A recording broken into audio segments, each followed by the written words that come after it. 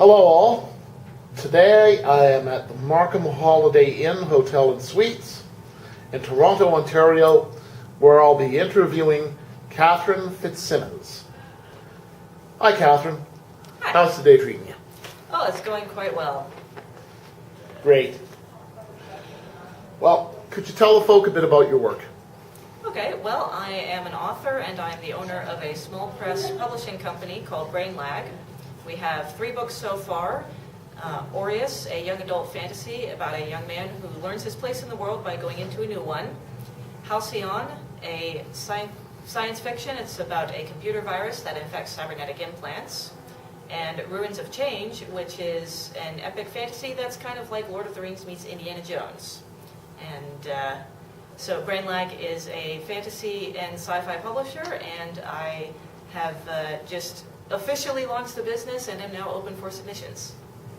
I have to think of if I have something bizarre that'll fit you. How many books do you have in print at this time? That's the problem with working from a script. Okay. Do you have any plans for new literary works? Yep, I actually have my 3rd book, Enduring Chaos, which is the first book in a fantasy trilogy, is going to be released this November. And I'm actually giving a reading here today from it. Now, what do you do to prep for fantasy? What's your knowledge base that feeds you into that? Mainly just, a love of fantasy. I've read a number of books, see what movies I can. Pretty much, I love magic and dragons and all that stuff. Yes. So I love exploring it. I'm fond of dragons myself. You are invited to enjoy Tinker's Plague, a medical political thriller set in a shattered future, and Nuki Kubai, a paranormal action-adventure set in the streets of modern-day Toronto, Hamilton, St. Catharines, and Niagara Falls in southern Ontario, from the pen of Stephen B. Pearl.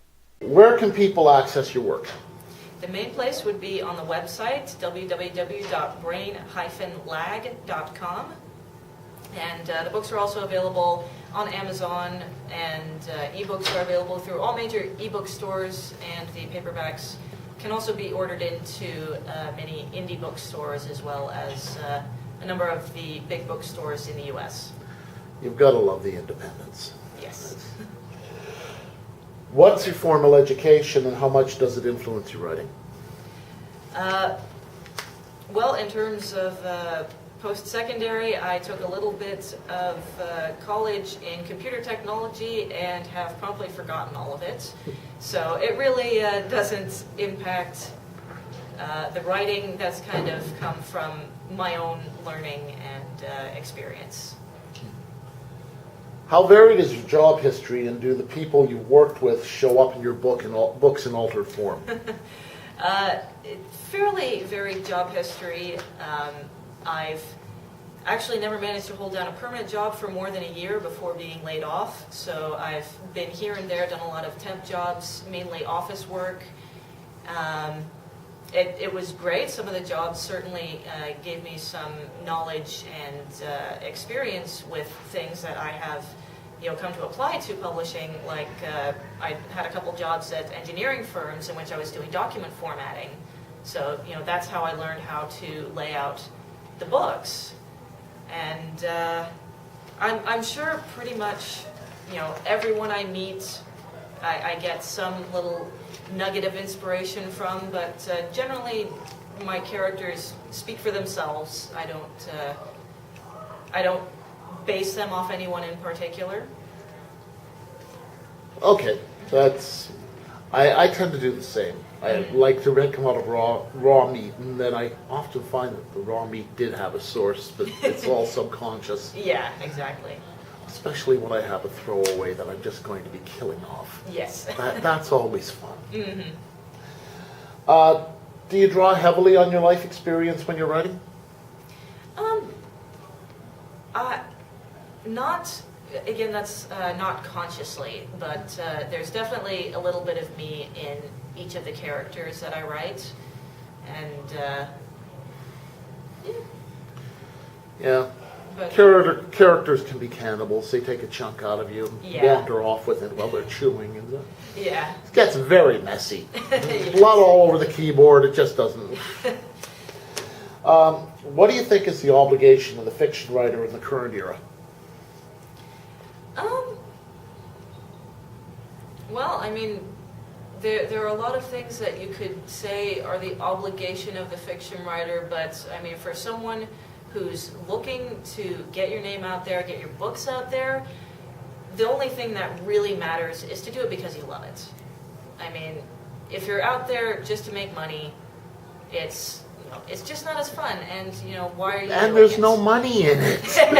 We're poor. Yes, it's definitely hard to get into the business, and trying to write specifically for what's popular or whatever, it's going to show in the writing.